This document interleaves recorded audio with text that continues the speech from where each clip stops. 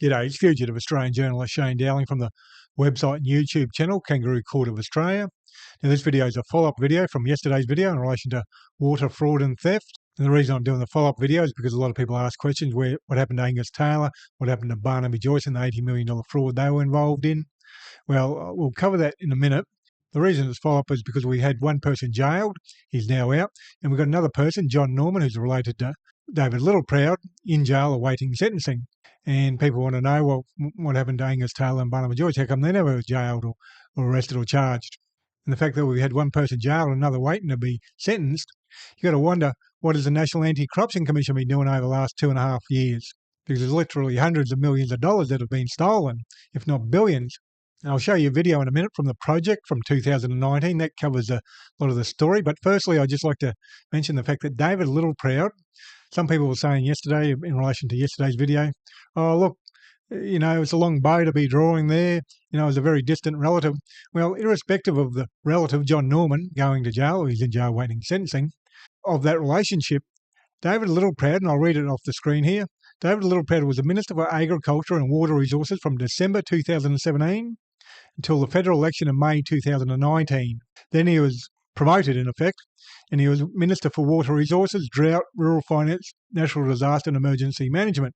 So at the time this blew up in 2019, it got a lot of traction in social media, then the older media picked up on it. David Littleproud was overseeing water resources, and he covered up the $80 million fraud by Barnaby Joyce and Angus Taylor.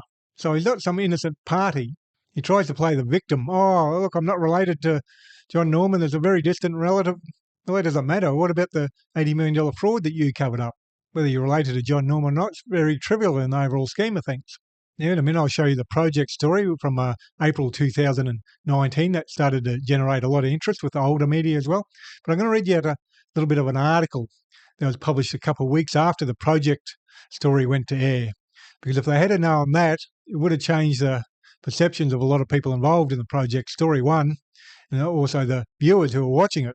Now, after the project story hit the airwaves in April 2019, in May 2019, the 17th of May, The Guardian published an article, and I'll read out that article, or part of it. The article's titled, Angus Taylor's Oxford Rowing Mates Company was a beneficiary of the $80 million water deal. And that's the water deal that's going to be covered in the project story I'll show you in a minute. And the article's published on the 17th of May 2019, and it starts off, one of the main beneficiaries of an $80 million sale of water to the federal government was a Hong Kong-based investment fund whose founder and chief executive officer attended New College, Oxford, alongside Angus Taylor. In 2017, the government paid Eastern Australia Agriculture $80 million for its entitlements to overland flows on 2 properties in Queensland. Well, they actually got absolutely nothing for their money. And the article goes on to say, there is no evidence that Taylor played a role in the 2017 sale, and he has said he was not aware of it until after it occurred. An investor of EAA was Pacific Alliance Group, a Hong Kong-based fund that was established in 2002 by Chris Gradle, who was the chief investment officer. Taylor, now the Energy Minister, and Gradle were both at New College between 1990 and 1993. Both were members of the elite New College Boat Club. Gradle was captain of the boats, and Taylor, a Rhodes Scholar, lists rowing among the several sports he had participated in while at Oxford. The two remained friends after college, though it is understood they are not in regular contact. Well, that story's come out a month or so after the project story went to air and after it was all over social media, in independent media. And it became known as Watergate, the $80 million Watergate fraud. The government paid $80 million for it and got absolutely nothing. And the article says that the two remained friends after college, though it is understood they are not in regular contact. Well, who told them that? They're not in regular contact. They're trying to distance themselves. Anyhow, I'll play you the project story now, which went to air in April 2019, a month before that article was published, on Angus Taylor and his mate being involved in the $80 million scam. This story begins in outback Queensland on some of our most iconic farmland and leads all the way to the Cayman Islands. There's a trail of money, big money, moving across the globe from the sale of valuable water licences through complex debt structures and opaque ownership patterns. And the questions raised lead us to 2 prominent men, Barnaby Joyce and Angus Taylor. Taylor became the Energy Minister when Malcolm Turnbull was dumped as PM. He's an Oxford-educated Rhodes Scholar with big wealth, big business connections and tipped for even bigger things in politics. He was a partner with management firm McKinsey. He's also specialised in agricultural investments, and it's that part of his CV which is now raising questions. At the centre of this are water buybacks. Water buyback is where the government offers to purchase from willing sellers the water entitlements that irrigators use for farming purposes. Is water worth a lot of money? Oh yeah, it is, and it's worth a lot more during a drought. Water levels in the Murray-Darling Basin, our country's main water source, aren't enough to sustain irrigation, the environment and our growing usage. So the government created a scheme to cap how much is taken out and allow for it to be traded. The government buys back water from farms. Sometimes there are also negotiated buybacks, which are not open to tender.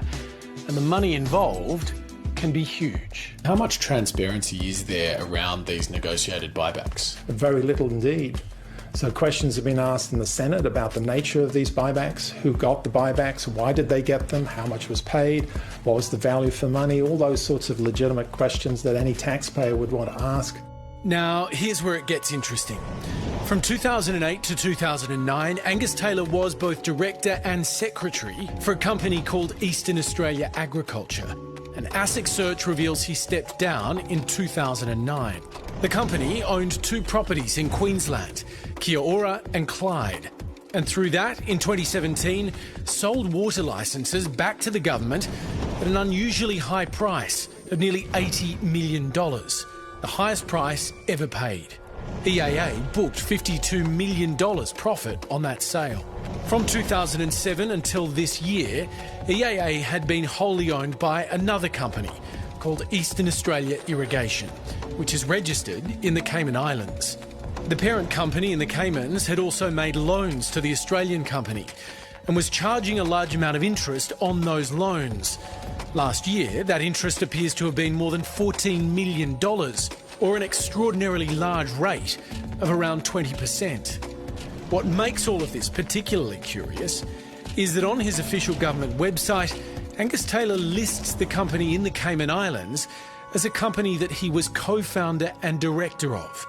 We approached Angus Taylor about this yesterday. Are you still part of that corporation? No.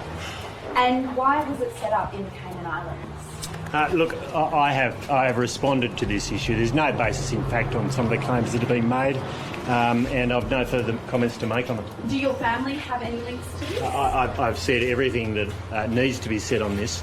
I have no involvement with that company, and nor does my family. I've been working with financial journalist Michael West to go through the documentation.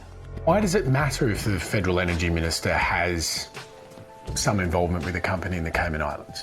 Well, because this is a public asset. These are water licences, a record price for water licences, a $52 million profit from water licences booked in this Australian company, 14 million of which has been sent to the Cayman Islands, to this mysterious entity which Angus Taylor founded, or appears to have founded, but which we know nothing more about. Nothing illegal about that, but you've got to ask, is it appropriate during an election campaign for a minister to be running around threatening to sue journalists who are asking for an explanation?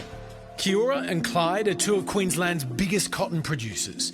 Between them, they can hold a significant amount of overflow floodwater on their land. Overflow water happens when there is a flood. If you capture that water, then you can use that water, put it into storage, and then use it to grow a crop or two. Is your ownership of overflow water different to the licence you might have for water elsewhere in the Murray-Darling Absolutely, Basin? it's very different, because you can only exercise your right in terms of flood water when there's a flood. So there haven't been many floods recently. So how and why did Eastern Australia Agriculture end up with this huge windfall? In buying this water from Eastern Australia Agriculture, did the federal government pay a record price? Yes, yeah. How much did they pay in total? A bit over $80 million in total. How much should they have paid? Well, nothing, because you can't use the water. We paid $80 million of taxpayers' money, and we should have paid Nothing. Well, you can't use the water outside the property. Was there one person, one minister that oversaw this decision? This was all done and signed off by Barnaby Joyce. This is not a unique example of a huge amount of money being paid for water that was done without due process, that didn't go through a tender process, and that will not return one drop of water back to the environment. Documents show EAA had previously made unsuccessful attempts to sell water to the government until 2017, when there was a sudden change of heart. Barnaby Joyce was in charge, overseeing the sale at a landmark price. This company doesn't appear to be making much money from the production of cotton, but it's making huge money from the sale of water. Is that what the business model is? Well, it's certainly that the company was valued at $107 million around about the time of this deal, and they sold some of their water to the Commonwealth for $80 million. They've kept the property, they've kept the rest of their water, which is river water, which is much more reliable. So they've certainly, made the best part of their money back just on this water sale. Pretty good deal for them. Absolutely, yeah. Water, as we all know, is a scarce commodity in drought-ravaged Australia. The fish kills in Menindee over the past year have led to furious debate about how and why our water isn't being better managed. Some politicians say there simply isn't enough water to go around. So how is it then that some powerful people are actually making hundreds of millions of dollars from it? Doesn't sound like the system is working as it should. It doesn't sound like it's working at all. This isn't something which should be subject to profits and tax havens. The reason you're in the Cayman Islands is presumably for secrecy, because it's a secrecy jurisdiction. Who has questions to answer here? The first question that has to be asked is to the Minister. When these purchases took place, that was in 2017, the Minister was Barnaby Joyce. He was both the Minister of Agriculture, the Minister of Water, and indeed the Deputy Prime Minister. So to what extent he is connected in any way to those decisions? Why, against advice, at least in one of those purchases, against departmental advice, the purchase went ahead anyway? We pay taxes, we work hard, and we don't want our money wasted going to multimillionaires who just happen to be connected to people. It wasn't the Minister's money. It wasn't Barnaby Joyce's piggy bank. It's your money, it's my money, it's taxpayers' money. Well, Hamish McDonald joins us now. Hey, Barnaby Joyce has previously been dead against water buybacks. Why the about-face now? I simply don't know, Georgie. We put a series of written questions to Barnaby Joyce today about this story, including this key question. You spend $80 million of taxpayers' money on this water buyback. What did we, the taxpayer, get in return? Late this afternoon, I got a one-line written statement from one of his advisors saying Barnaby is out of range, campaigning. Sorry. Hamish, just want to follow up on that, because that company that's in the Caymans, of course, there's the question of the connection to Angus Taylor. The heart of this issue then becomes, has he benefited financially from this in any way? Do we know that? Is it possible for us to know that?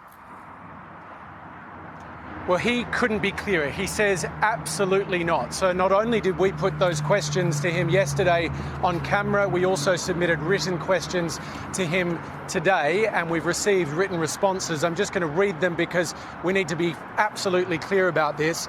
Angus Taylor's advisor says that the minister never had any direct or indirect financial interest in EAA, that's the Australian company, or any associated companies. We have to assume that means the Caymans-based company. He also says that Minister Taylor received no benefit from this transaction. But there's timeline questions here. If Angus Taylor was associated with that Caymans-based company, when did that stop? We've got access to various ASIC documents, but the picture is not fully realised. And I think we do have to keep asking questions here about what happened in 2017 that made the Australian government change its mind and buy this water for a record price. Thanks so much, Hamish. Yeah, as I said at the beginning, one person's already been jailed. They've already been released. Another person's in jail waiting to be sentenced for water fraud and theft. Yet the National Anti-Corruption Commission hasn't been able to nail one person, even though we know there's hundreds of $1 million likely stolen.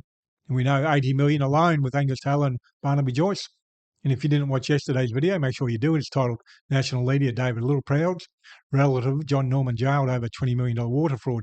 Well worth watching, and I'll put a link to that video below this video on YouTube. And please do your bit and help shine a light on corruption and share this video on social media. Please hit the like and subscribe button and notification button. That way you get notified every time I publish a new video. And Kangaroo Court of Australia's independent media. I publish a website and a YouTube channel. And I'm 100% crowdfunded from viewers like yourself, so please support my Patreon account and PayPal account.